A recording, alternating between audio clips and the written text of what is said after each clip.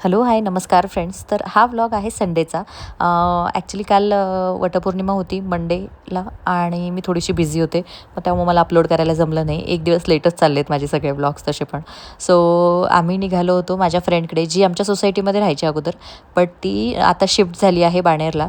So तिचा सकाळीच call झालेला. सो आम्ही तिच्याकडे जेवायलाच जातो आहे आणि लवकर लवकर रेडी होऊन आम्ही पटकन सकाळी निघालो.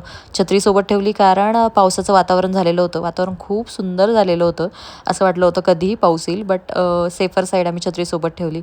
आणि इकडे कन्स्ट्रक्शनचं काम चालू असल्यामुळे ना इतके रस्ते घाण करून ठेवलेत ना हे जे कन्स्ट्रक्शनवाल्यांनी, म्हणजे अक्षरशः स्कूटी आणि मोटरसायकलवाल्यांसाठी तर रस्ता राहिलेलाच नाही. ते कधीही पडतील अशातला प्रकार झालेला आहे.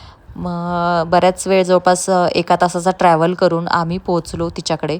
आणि आम्हाला पिकअप करायला खाली तिचे मिस्टर म्हणजेच हर्षल आणि हर्षलचा मुलगा आला होता. तो आम्हाला लिटरली 7 ते 8 महिन्यानंतर भेटतोय आणि तो इतका लाजत होता ना, तो बघतच नव्हता, तो बोलतच नव्हता.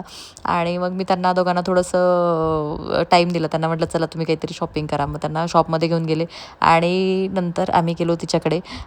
तिला फार आनंद झालेला, तिच्या घरच्यांना फार आनंद झालेला. तिची सासूबाई आणि तिचे सासरे सुद्धा तिथे राहतात. ते मला मुलगी म्हणतात, मी त्यांना आई बाबा म्हणत असते.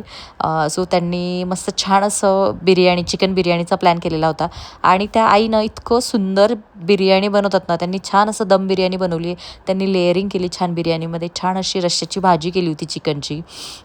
आणि त्यांनी किती छान व्यवस्थितरित्या नाही का त्याच्यामध्ये तूप सोडत होत्या. त्यांची म्हणजे प्रत्येकाची बिर्याणी बनवायची पद्धत वेगळी असते, पण त्यांनी पण खूप सुंदर आणि इतकी टेस्टी बिर्याणी होती ना, खूपच छान होती. आणि त्यांनी ती पूर्ण व्यवस्थित सेट करून ती दम द्यायला ठेवली.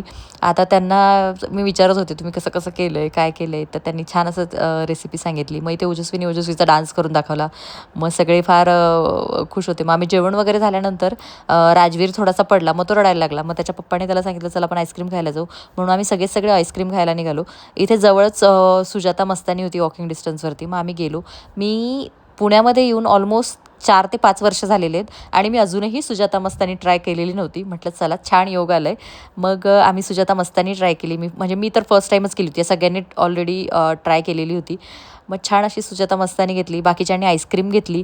आणि ओजस्वी आणि ओजस्वीचे डॅडांचं एकमेकांना शेअरिंग करणं चालू होतं. ओजस्वीला डॅडांचे जे आईस्क्रीमचा फ्लेवर होता तो ट्राय करायचा होता. मी घेतली सुजाता मस्तानी. ओजस्वीला तीसुद्धा ट्राय करायची होती. ओव्हरऑल सगळं छान होतं. हे खाऊन झाल्यानंतर आम्ही वेगळंच कॉम्बिनेशन केलं. साईडला पानवाला होता, त्याच्याकडं छान मस्त पान घेतलं.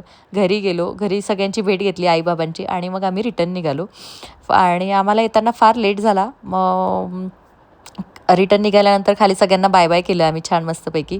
आणि फायनली आम्ही घरी आलो. घरी येताना आम्हाला ऑलमोस्ट 6:30-7 वाजले होते. सो आजचा दिवस फार छान गेला. खूप दिवसानंतर या सगळ्यांना भेटून खूप जास्त छान वाटलं आम्हाला. हर्षल आणि कोमलला भेटून मला खूप छान वाटलं.